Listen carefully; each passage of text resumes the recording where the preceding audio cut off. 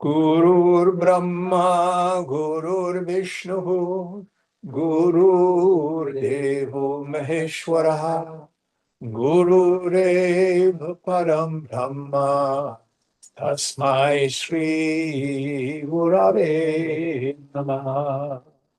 Chinmayam Vyapyat Sarvam Trilokyam Sasharacharam Tatpadam Darshitam Yena Asmai Sri Gurave Namaha. Tvameva Mata Chapita Tvameva Tvameva bandhuscha sakha tvameva Tvameva virya dravinam Tvameva Tvameva sarvam mama deva deva Tvameva sarvam mama deva deva. Jai. Om Sahana Bhavatu, Sahana Bhunaktu, Sahaviryam Karavavahai, Tejasvinavadhitamastu ma vidvishavahai.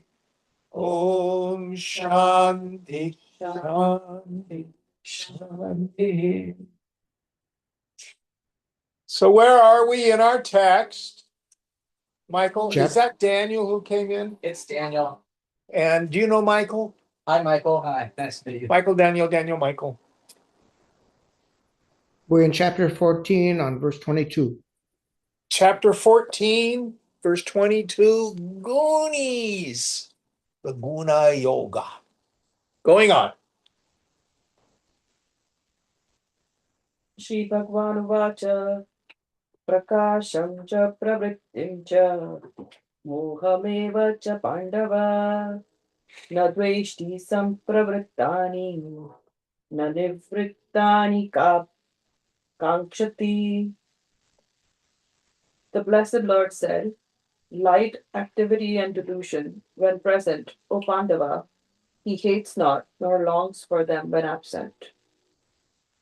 So, what are the qualities of the Sthita Prajna Purusha, the term Krishna uses in the second chapter? Now, for the person of steady wisdom. So he or she is ever beyond the gunas. So whatever state the mind is in, he hates it not. He's present to it. Practically speaking, what does this mean? Even if we are ego identified, by all means be a yogi, Krishna says. Do not try so much to be a goody-goody spiritual person. Instead, endeavor to be authentic. If we're trying to be a goody-goody, it probably means we have an aversion or some shame about a mind state. And we deny, we get away from, we pretend it's not there, we put on a phony face to the world. Let me give you some laws of the psyche. Any mind state that is fully experienced tends to dissolve. Any mind state that is denied or resisted or struggled with tends to persist. It's counterintuitive. Oh, I hate the way I'm feeling. I hate the way I'm feeling. I want to get away from the way I'm feeling. Oh, Namah Shivaya, why isn't it going away? Anybody done that? Doesn't work. Oh, I'm really angry. Tell the truth about it. Oh, I'm really sad. Tell the truth on it. Now listen carefully. This does not mean to act contrary to the Dharma. I didn't say if you're angry, go hit somebody or yell at them. I said be honest and present. Our first real commitment to abandoning a personal sense of self is the willingness to show up as a basket case. It's paradoxical. Because if you can show up as a mess, that means at some level you're not attached or identified.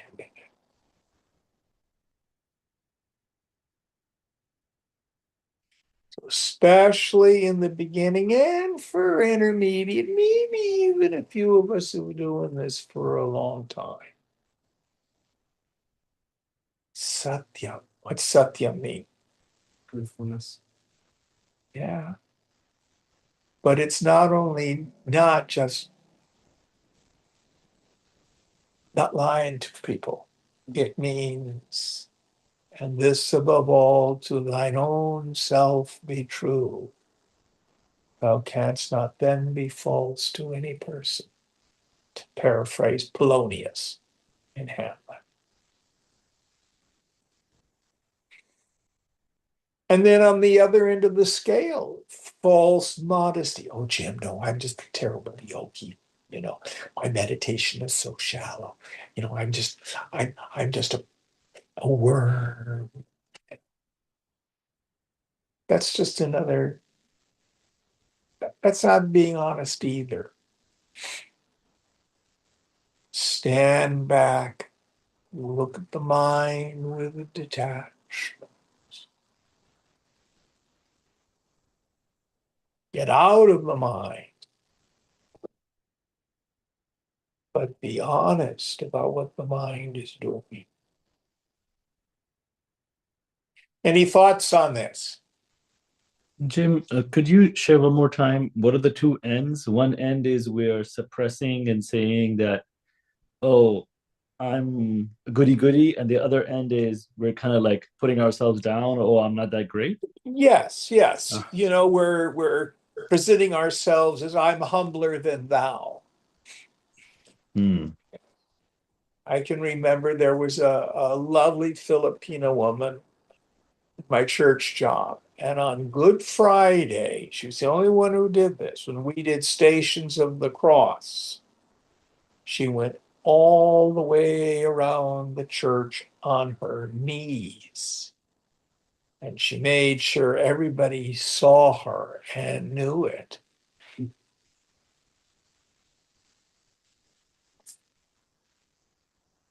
Humbler than thou, kind of thing. Be straightforward, be direct. Be honest about our mind states. Be beyond the gunas. And for the person of steady wisdom, the mind just does its thing. Now, here's another important point for those of us who've been meditating a long time. The emptier you become, the more you feel the thoughts and feelings of others as if they were your own. Michael and I were briefly talking about this earlier. In a general way, do you want to share about it? Yeah. I've noticed that when I interact with people, I can feel their energy more, especially things like others' anxiety or fears. I get the feeling in my body, same energy. Yeah. And of course, the antithesis is true. The mind is a sense organ. It senses thought atmospheres, mind states. When we're here in class and we're attuned to the meaning of the scriptures, and that thunder of silence is here. With what do you feel it? It's not your nose or your toes.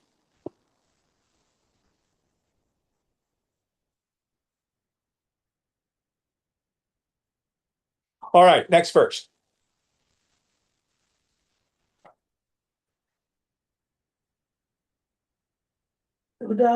उदासीनवदासीनो गुणैर्ज्ञान विचाल्यते गुणा वर्तन्त इत्येव योऽवतिष्ठति नेङ्गते. He who, seated like one unconcerned, is not moved by the gunas, who knowing that the gunas operate, is self-centered and swerves not. Yes. So, as it were, the backside of the mind, language fails us, is always empty. You just watch the front part of the mind move through the Buddha.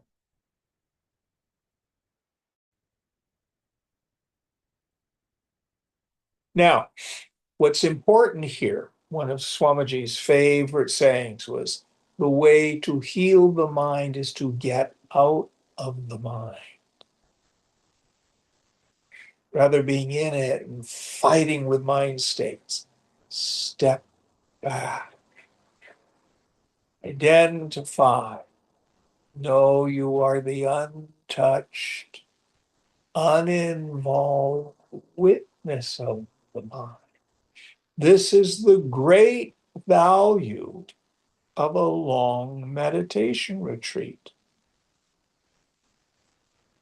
I think all of you have done like these Goenka retreats or something similar. Yes. Mhm. So when you're sitting for 10 days, for how many hours a day? 10, 12 hours? Not quite so much. But whatever it is, what do you do with mind states as they arise? And the Just don't do something, sit there.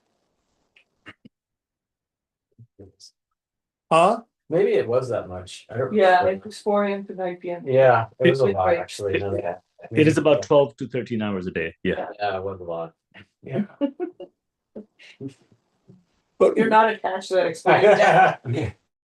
But what does long meditation teach us? It teaches us that we are beyond the gunas, not just theoretically, but as a direct experience. Although I suspect many people who do a meditation retreat who are attached, they're just totally in it the whole time. And it's arduous and problematic. I remember talking with a friend who'd done a long retreat. This one was a Thai Zen or Buddhist one. And he was just convinced that this person hated him. Mind you, this is in silence. How he was able to figure this out, who's to say? Or other people will just have incredible lust for another person at the retreat come up. Anybody ever had a meditation retreat crush? Oh, it happens. It happens. You made it all up, of course. You don't know that person. Or you'll obsess about the cook is doing this purposely about me, you know. So, were you going to say something, Daniel? No, I'm just laughing because that's a funny thought. Well, people do this on meditation retreats. They, Funny story. One of my earlier retreats, I got really competitive with a person. Oh my I noticed myself like wanting, like being competitive with one particular person out of like the 60 that were there. Like I was like anti them. I didn't even know them. We were and you don't even know what they were I experiencing. remember now, I remember being like frustrated by this person and like wanting to outdo them. I don't really know what that means, but I remember having that. Sorry, I spoke over your Jim. My apology. No, that was perfect. Were you going to say something? I just said, was he going to out meditate them? That was the aim. I definitely had something like that happen, and then I remember I picked up the manual when I was reading it, and it said, "Let the actions and behaviors of others be of no business to you. Focus on yourself," or something like that. And I was like, okay, I'm just gonna focus on myself, because it was like somebody else was talking or something, and you're not supposed to talk. And then I was like, oh, these are horrible people, and my mind kind of kept going. And then read the Yeah. manual and was like, none of my business. I'm just here to do my own thing.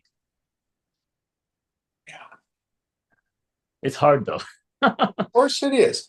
And what we want to do then is take what we've learned on the retreat into life. Mm-hmm. That's the whole point. Hmm. That's the whole point.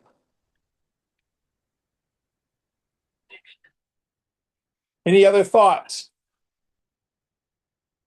Next verse. Yeah, traffic tonight. Sama dukkha sukha swastha samadoshtashma kanchana tulya priya priyo dhira astulya nindatma samstuti. Alike in pleasure and pain, who dwells in the south, to whom a clod of earth, a precious stone, and gold are alike, to whom the deer and the not dear are the same, firm, the same in censure and self-praise. Yes, this is one of the most famous verses in Gita. This samadrishta, this equality of vision. Now, the way we move it from, again, theory into practice. Once we've learned to tune up the mind, do something simple like go for a walk in the park.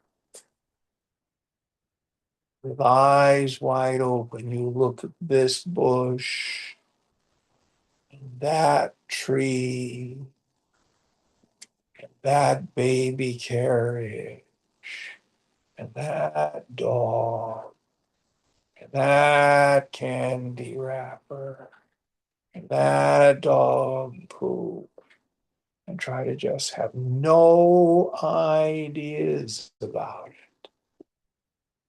It's all the same direct perception. You can do this for 5 or 10 minutes. You're doing very well.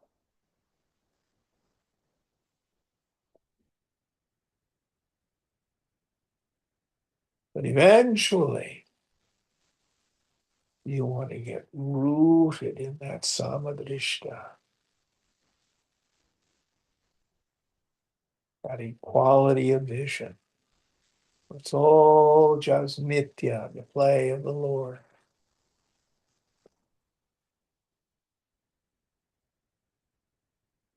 What normally we do, you see the tree and you go, oh, that's a really cool tree. It reminds me of how old redwoods are. Oh, that poor bush. Oh, look at the brown leaves. Somebody's not taking care of it. You have all these ideas and reactions. Am I making sense? Mhm. That's what we want to dial down.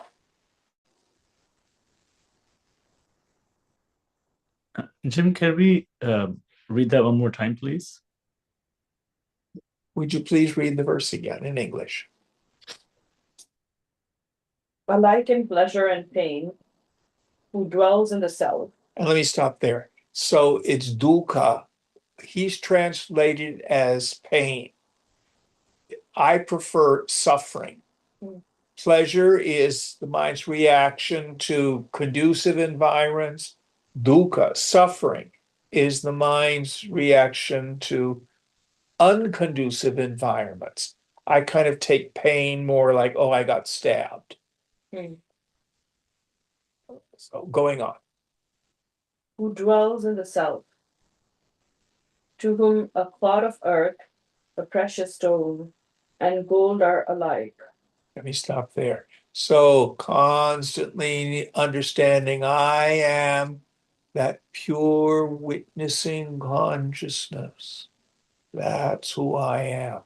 I'm not the body, not the mind, not the ego, not any thought. And if I can keep the mind tuned down, not easy. Going on. To whom the deer and the not deer are the same. And here we don't mean deer as an antelope. We mean that what is dear to me and that what is not dear to me. Priya. Firm, the same in censure and self-praise. Yes. So if somebody says you're doing a wonderful job, you let it pass through.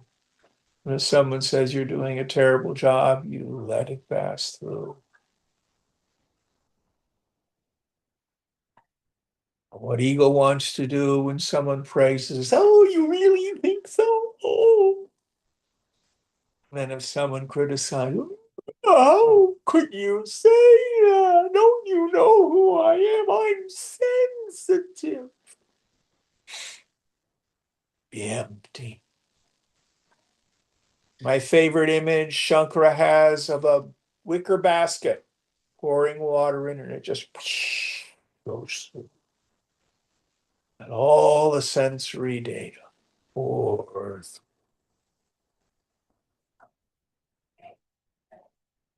Jim, this reminds me of, something my mom used to tell me is like, oh, it sounds like you're just taking things in one ear and they're going out the other ear. And that's a good thing. Yes, I'm going to tap back into that when it's Yes. in self-praise also, not only in censure. Yes. Yes.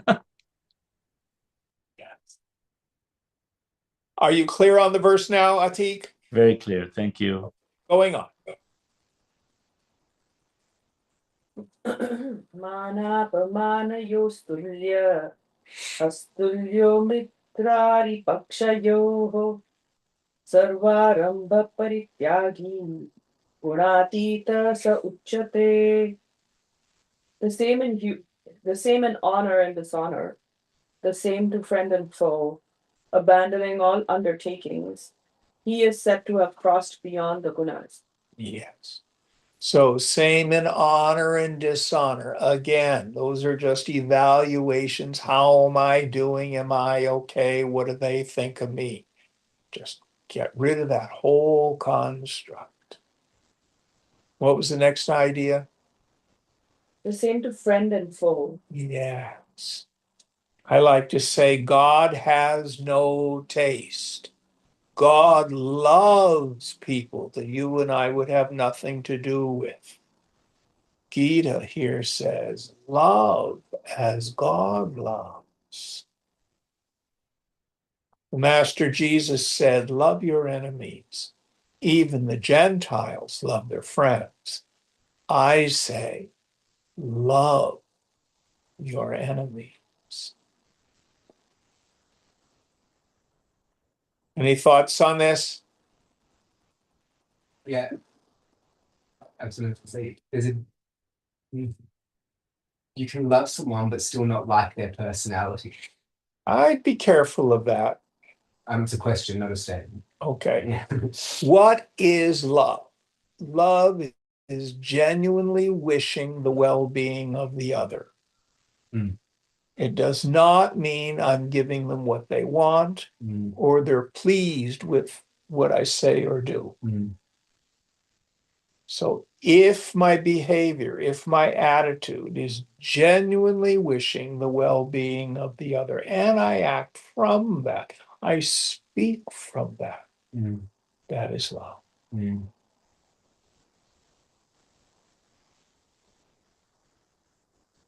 So if there's a child who wants to run across the street in front of traffic, do you let the child do that? No. What's the loving thing to do? Hold it back. You grab the child, yeah.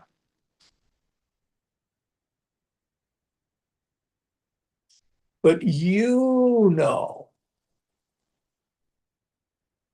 if you've got icky stuff in your heart. Mm.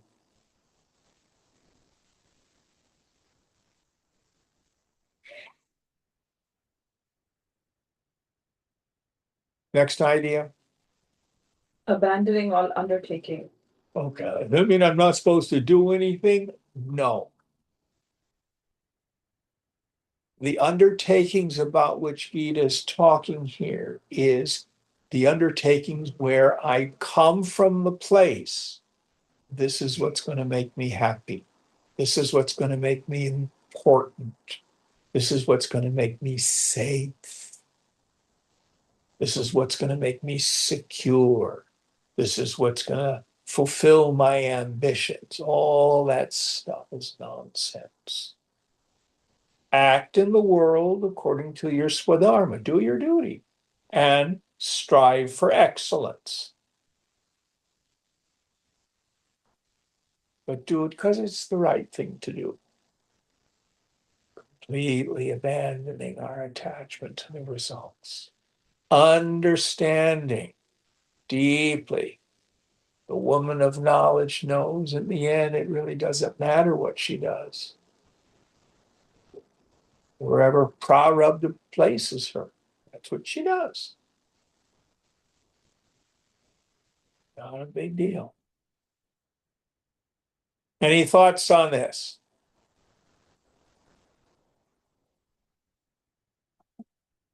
All right, next idea. He is said to have crossed beyond the gunas. Yes. Meaning my identity is outside of mind states.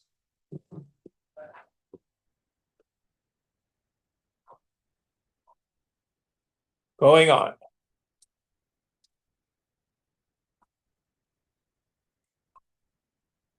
Mam cha yogya vicharena bhakti yogena sevate sagunan samati jaitan brahma bhuyaya kalpate. And he, serving me with unswerving devotion and crossing beyond the gunas, is fit to become Brahman. Yes.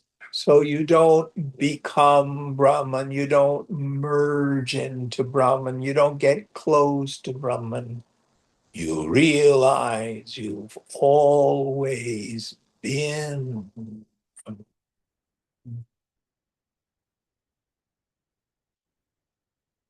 Now, I think we're getting close to Passover. I think Passover is close to Easter this year. Do you guys know? No. Alexa, when is Passover this year? Passover begins at sundown on Wednesday, April 1st, 2026, and ends at sundown on Thursday, April 9th, 2026. Okay. Very, very important Jewish holiday. So, who's the major dude in Passover? Moses. What's the story of Moses? Well, the Pharaoh wants to kill all the firstborn of the Hebrew babies. So Moses's mother wraps him in a blanket, puts him in a basket, sends him down the Nile. And Pharaoh's daughter finds the baby. She doesn't know where he came from or who he is, but raises him as a prince of Egypt. Now, in the Bible, they don't talk about the blanket, but in the movie they do. So that's how they find out. The baby wasn't Egyptian. He was an Israelite. So Moses undergoes a transformation in his understanding of who he is. Now, his physiognomy did not change at all. He didn't get new facial features. He didn't get new skin color, eye color. Nothing about him changed physically. But his understanding that, oh, I'm not an Egyptian, I'm an Israelite, was a profound change for him. This is what self-realization is like. We get nothing new, but we realize what we've always been, and we just didn't know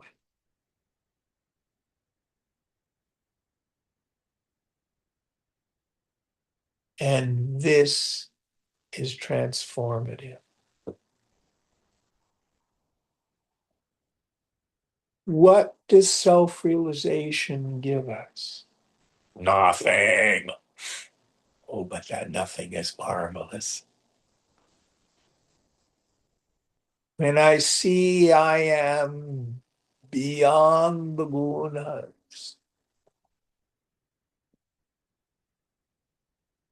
then I see that nothing ever touches me.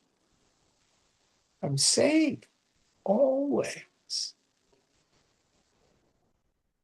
I don't really have to worry about money or politics or relationship or jobs. Those things go on, but none of it ever touches me.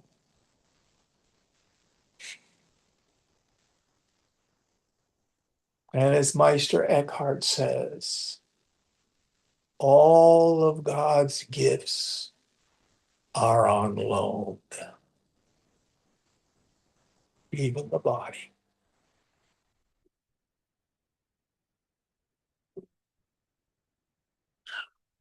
I call this existential freedom. Free, safe. And the other thing it gives us is I finally find out where happiness is. I used to think it was getting stuff, finding people, accomplishing this, that, and the other thing. There's nothing wrong with that. But the happiness that's in it is really a taste of my own swarup, my own self-nature. It's just a little squirt.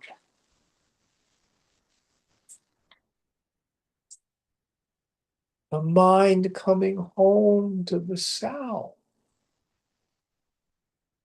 is the only thing that ultimately satisfies the mind.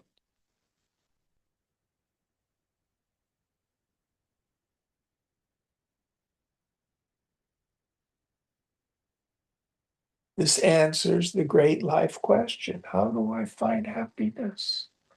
How do I find peace? How do I become free from, as Hamlet says, the grunting and sweating under a weary life? Goes bye-bye.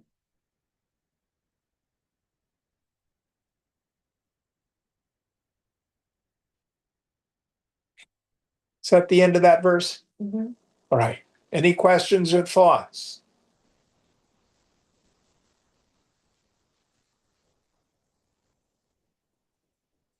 Our struggling ceases. Going on. Next one. ब्रह्मणो हि प्रतिष्ठाहं यस्य च शाश्वतस्य च धर्मस्य सुखस्यैकान्तिकस्य च. For I am the abode of Brahman, the immortal and the immutable, of everlasting dharma and of absolute bliss. So here, for those who may be dualistic, Krishna special, those people who worship Shiva, they've got it all wrong. Atman is the neuter noun, which the scriptures, the Vedas, use to describe the ground of being of the entire cosmos, ultimate reality. Krishna's just another name for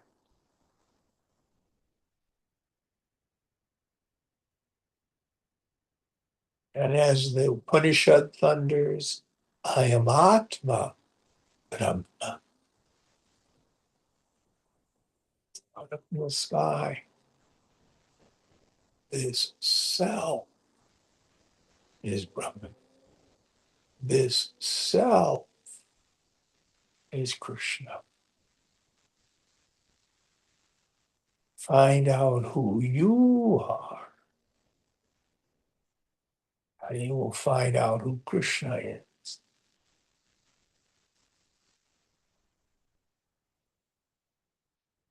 Or the goddess, or Lord Shiva,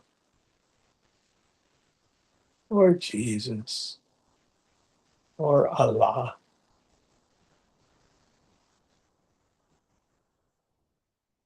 It has many names. All right. Is that the end? Yeah. I think so. I think that's the end of the chapter, isn't it? Yeah. We've got a little Upanishad. Om Tatsariti Srimad Bhagavad Gita Supanishatsu Brahma Vidyayam Yoga Shastre Shri Krishna Jum Samvade Gunatraya Vibhaga Yogonam Chaturdashodhyayah. Thus in the Upanishads of the glorious Bhagavad Gita, in the science of the eternal, in the scripture of yoga, in the dialogue between Sri Krishna and Arjuna, the 14th discourse ends entitled The Yoga of Gunas. Yes. So let me summarize some things that may be useful. First of all, diagnosing the mind. Is it tamasic, rajasic, or sattvic? Understanding that usually you can't move the mind from tamas into sattva. You have to move it through rajas. The vast majority of my suffering is in rajas. Foolish people deal with the suffering of rajas by going unconscious. I drink at it, I do drugs at it, I do video games at it, I eat chocolate at it, I have sex at it, anything I can do to not be present to what the mind is feeling. Problem is, it's completely temporary, and there's a law of diminishing return. It just doesn't work. If you follow that path far enough, this is the recipe for addiction. So you move the mind from tamas into rajas, and then through mature vairagya, you move the mind into sattva, through sannyas, through tyaga, through detachment and discrimination. And then in the sattvic mind, we can begin to see that which is outside of the gunas. Be ever beyond the gunas. And if you want to be happy, keep your mind in the sattvic state. Predominantly, it's always going to cycle. My friend Isabel was traveling with Swamiji coming from India to the States, and there was a whole lot of problems with connections on airplanes and stuff like that. It took them, like 25 or 30 hours to get to wherever they were going, Washington or someplace like that. And Swamiji was just beat. As they're going up to the hotel room, he says, "Oh, not much divinity right now." His mind was wiped. It was wiped. He was exhausted. Happens to the best of us.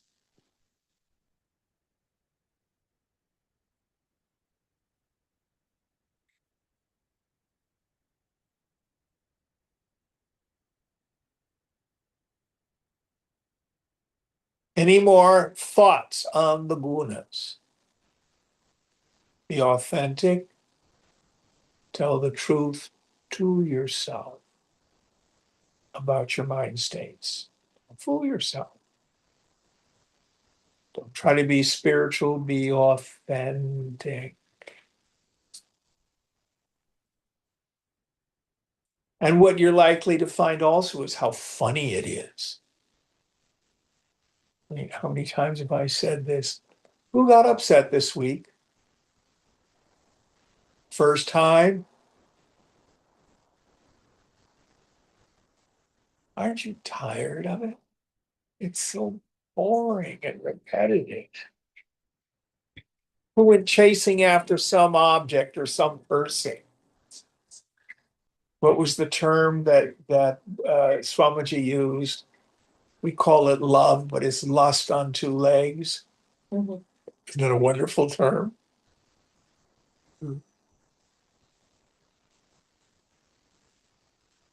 So boring. It's so repetitive.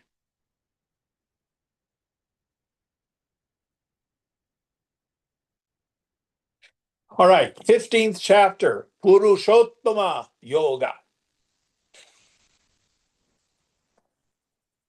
The Supreme Spirit. What in English? Purusha is a very old word. One of the oldest hymns in the Hindu tradition is the Purusha Sutkam. Did you chant this in the ashram? Not sure, don't think so. Sahasra Shirsha Purushaha. Yes, no? Really old. Purusha comes from ancient philosophy, and it's usually contrasted with Prakriti. It actually means person. And the Purusha Sutkam says the supreme person, the sun and moon are his eyes, and his kidneys are the waters, and all this sort of stuff. So it's an anthropomorphic description of the phenomenal world. But the deeper meaning that later is attributed to it is spirit, but not whoosh, I see spirits moving. Doesn't mean that in the end.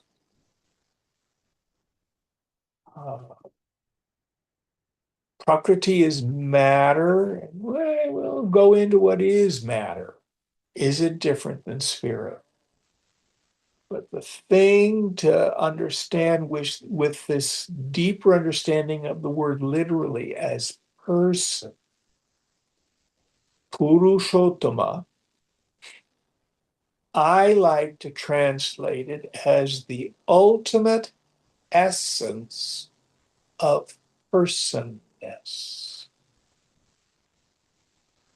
You are not an it. You're not a zero. You're not just void. You are like the sky or space, but you are a conscious, sentient, aware being. fact, you're the only conscious, sentient, and aware being.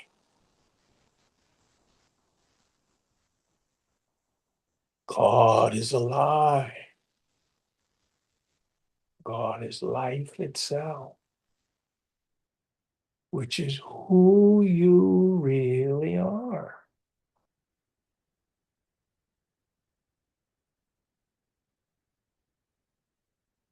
All of that's implied in Purusha, Uttama Purusha, ultimate person, Great Spirit. Is that how we translate it, the Great Spirit? The Supreme Spirit. Supreme Spirit. All right, let's get into the verse. Shri Bhagwan Vacha Urtva Mula Madhashaka. Sorry. Urtva Mula Madhashakam Ashwattham Prahuravyayam Chandamsi Yasya Parnani Yastam Veda Savedavit. The Blessed Lord said, they, wise people, speak of the indestructible Ashwatha tree as having its roots above and branches below, whose leaves are the Vedas. He who knows it is alone a Veda knower. Yeah, so like our friend Vishwa, her last name is Dave, which is a contraction of Do Veda. You know anybody named Trivadi? Mm-hmm. Yeah, means their family learns 3 Vedas. Dave is 2 Vedas. Or my friend Dave Dutt, his last name is Shastri. What does that mean? Scripture, Shastriya. Okay. Dave Scripture. Hmm. That's his name. That's like saying, what's your name? Michael Bible. Michael 4 Bibles. Yeah. So these are the Vedas. But in the Vedas, ideally, they have everything we need to know about this world and the beyond. They're called Shruti. Shruti means that which is heard. They're not studied so much as channeled, shall we say. So that's what's down here in this realm. The leaves are the Vedas, which is human activity. Now, of course, the concluding portion of the Vedas are the Upanishads, the most important. But everything else is in the Vedas, supposedly. So this Ashwatha tree is upside down. Its roots are above, and its limbs and leaves and fruit are below. I can't remember, it might have been you who thought it was like the peepal tree or the banyan tree. Yeah, no, that's not it. The banyan tree has, many roots, but the roots go down and the leaves are above. That's not it. What does the scripture say? Its roots are above and its branches and leaves are below. It's mythological.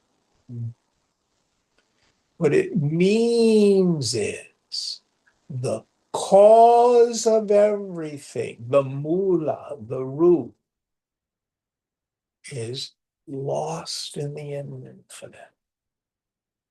So let's say you've got a particular klesha. Let's say you've got some issue around sex. You've gone to your psychotherapist who told you, well, you were abused probably as a child. Well, chances are your abuser was an abused child, him or herself. What about the person who first abused them? Well, where did it start? Lost in the infinite. All our vasanas, where did these ideas, family of origin, influences, where did they all come from? Where did it all start? So this is why Gita says the roots are above. The roots are above. I'm having enormous deja vu. Did we do this last week? I did it in another class, or am I really having deja vu? I think I am that we talked about the like something not having a beginning, like the snake's never really born. But did we talk about the Ashwatha tree in another class? We must have, 'cause Yes, I said, recently we did. Pardon me? Recently we did. I don't know which class it was. Okay. Yeah, I said, I've given this lecture before. Anyway, so it's lost in the infinite. And there's lots of stuff implied. So you go to the psychotherapist and you've got some syndrome and you explore and I was a baby and I was there when my father beat my mother. It's made me trauma, ever since. Well, are you sure that was it? Maybe you were flayed at the capstan on a ship in your prior life. You just carried that forward.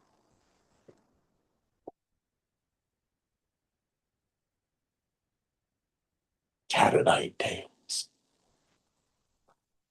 So the whole point is we can't really identify this is the cause. What we can generally know is there are causes in this world. The dharma of the body is karma. The dharma of yourself is atma-vidya. But at the level of your body, the body is a karmic predicament. That's what it is. Not just in a static form, but what it experiences, what you draw to yourself, what you end up doing, all of it. It's the force of the past maturing, prarabdha. And then people in ignorance make more and more decisions. That didn't work out. Maybe I should have been this, that, or the other thing, which then impels us into future things. Working with a young man this morning who got a degree in bioscience at Cal Berkeley, super, super smart. But in the past 7 years, he's had 5 jobs because the damn industry is so unstable right now. So he's got a new incarnation. He's back in grad school studying to be a psychotherapist. Sure. Huge, big career change, which he feels is more in alignment with his values. So you don't have to believe in reincarnation to see the value of this whole idea of causation. You can't just get up one morning and say, okay, I'm no longer a scientist. Today I'm a psychotherapist. Here's my card. You might try that. But what do you have to do? Well, you have to go through the causative agents for that. Go to school, do your internship, stuff like that. Pass the test, get your license, then you hang out your shingle. Cause and effect. Cause and effect. Now, when it comes to why am I the way I am? I love what the old S training used to say, understanding is the booby prize. Knowing I have this reactivity because of some childhood event won't make it change. We have tapas to do to make the change. So what I like to share at this point, our understanding of this, is one of my favorite sutras from Patanjali, the Yoga Sutras. Who here has studied the Yoga Sutras? Have you done it, Daniel? Yeah. So the first sutra in the second chapter, one of my favorites, tapas swadhyayeshwara pranidhana kriya yoga. Tapas, austerity, swadhyaya, self-study, Ishvara pranidhana, trustful surrender to God, is called yoga in action. Karma is a completed action. Kriya is in action. It's going on right now. So to understand that sutra, are you familiar with this one, Daniel? From you talking about it before, yes. Yeah. I like to take it from the inside out. First, swadhyaya. In the Vedanta tradition, we normally translate swadhyaya, literally means self-study. Is after we've been through the scriptures with the teacher, we go home and we review the scriptures in our own self-study, revise them over and over again. What's our tradition when we get to the end of a text? What do? We start the first record. Yeah, because for our own swadhyaya. In the Raja Yoga tradition, though, swadhyaya means psychological inventory. It means being able to clearly see what are my character strengths, and more importantly, what are my kleshas, my doshas, my defilements, my defects. What do? Tapas. Pratipaksha bhavana. The major thing is opposite idea. I can't stand that person. They've been so mean to me. They're unjust. Opposite idea. You start by just saying the words. I wish this person well. May they be happy. May they be peaceful. May they be liberated. Do Tonglen. I see this person getting everything that I would want. But I don't feel it, Jim. Doesn't matter. Remember what we learned from Puneet about the etymology of mantra. Manas, mind, tra, a vehicle. The words are a vehicle for the mind. You start by saying the words. Oh, I don't feel it. I don't believe it. I don't care. Doesn't make any difference. Start by saying the words. I'll never be able to forgive that person.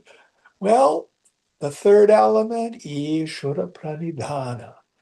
Probably you're right. You need God's help. Trustful surrender to God.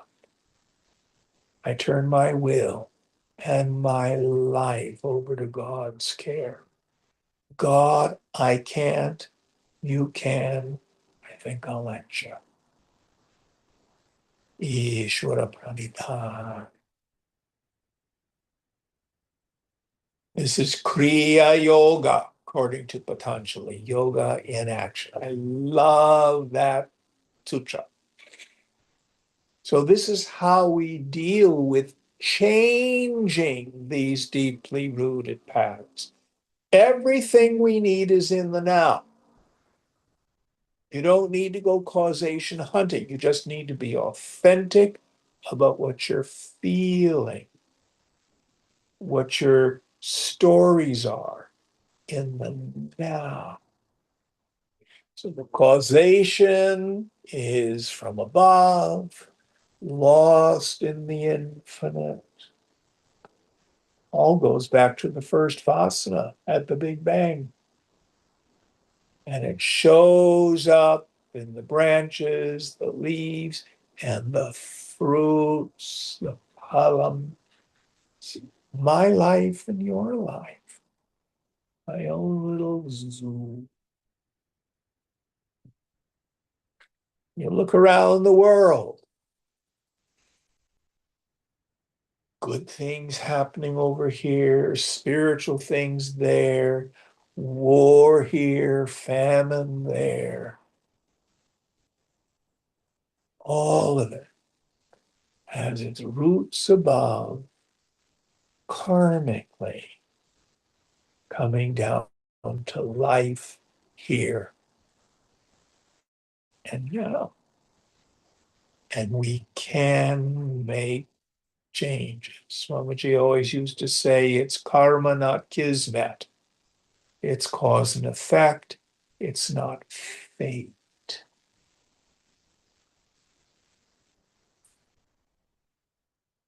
You're in the boat and the baby falls overboard. Oh, karma, the baby fell overboard. No, jump in and save the baby. Doesn't mean we're passive to life.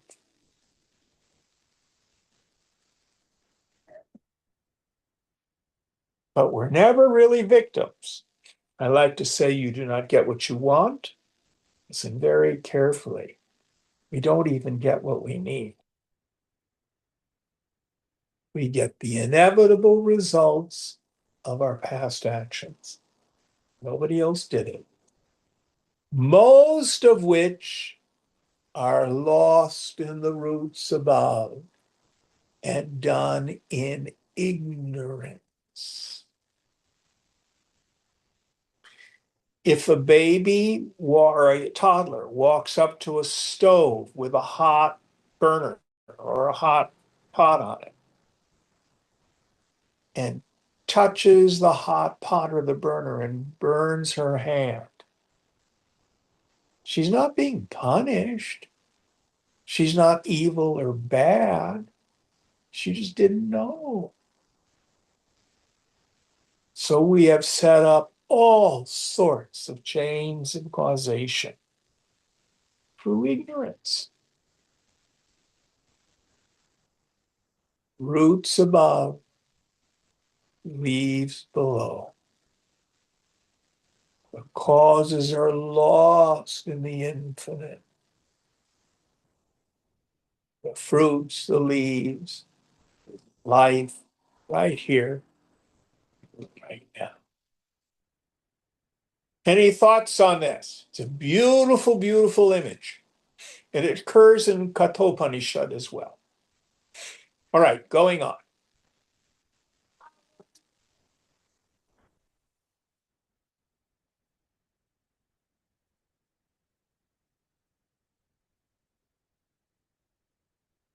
अधश्चोर्ध्वं प्रसुतास्तस्य अधर्श्चोर्ध्वं प्रसुतास्तस्य शाखा गुणप्रवृद्धा विषयप्रबालाः अधश्च मूलान्यनुसन्ततानि कर्मानुबन्धीनि मनुष्यलोके. Below and above are spread its branches, nourished by the gunas. Sense objects are its buds, and below in the world of men stretch forth the roots originating in action. Yes. So it not only has roots above, mula, but branches go up and down, and the roots go up and down. So what are the roots about which Gita is talking? The reference here is to vasana. A vasana is an impression left in the unconscious as the result of a previously performed egoistic action. I like to say a vasana is, as a whole, is a subset of sanskara. Sanskara just means impression. A newborn has no idea that this is a table. You have to be taught that. That's a sanskara. But knowing this is a table doesn't inherently cause you or me to suffer. It's when I-ness and my-ness get involved. When I perform an action or acquire an object, and I associate joy-giving and misery-producing qualities, and then after the fact engage in what's called chintya. I think the Hindi means worry, right? Mhm. In the Sanskrit, it's after the fact rumination over an event. Oh, wasn't that groovy? That was pretty cool. I want to do that again. Or, God, that sucked. Oh, what a terrible person. Never going to go talk with them again. These are like the threads extruded by the silkworm. One vasana, just one little thread, no big deal. And there's another one, another one, another one, another one. And in time, the silkworm is cocooned by the threads. So also, because of vasana, our minds become cocooned. A vasana then has two powers: a varana shakti, veiling power, a vritti. The essence of that is I do not know in my mind that I am Brahman. Then the second thing is vikshepa shakti, projecting power. I think I'm the body, or the body plus the personality. I think the world of name and form is separate from me, inherently joy-giving and misery-producing, and I have work to do. Gimme, gimme, gimme, more, better, different. I'll be happy when. And that seems so real.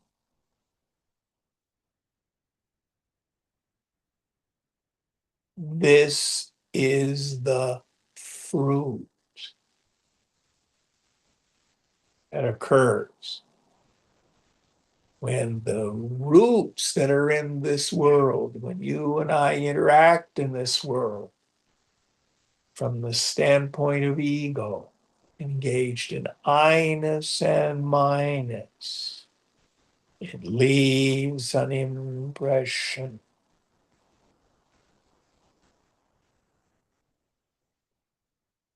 That's what makes the world go round. So not only are the roots lost in the past and the infinite and the heavens, but they're also right here, right now, in our actions, producing this ignorance, which then impels me into ego-prompted activity, which keeps the whole thing going. Root, branch, leaf, and fruit. Sometimes the fruit is sweet, but often the fruit is very bitter. Very, very bitter. And because of vasana, my mind tells me they done it to me. It's all out there.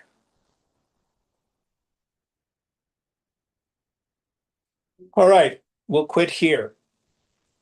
Powerful, powerful chapter. Om Purnamada Purnamidam Purnat Purnamudachyate Purnasya Purnamadaya Purnameva Vashishyate. Om Shanti Shanti Shanti. Hari Om. Sri Guru Pyo Namaha. Hari Om. Om.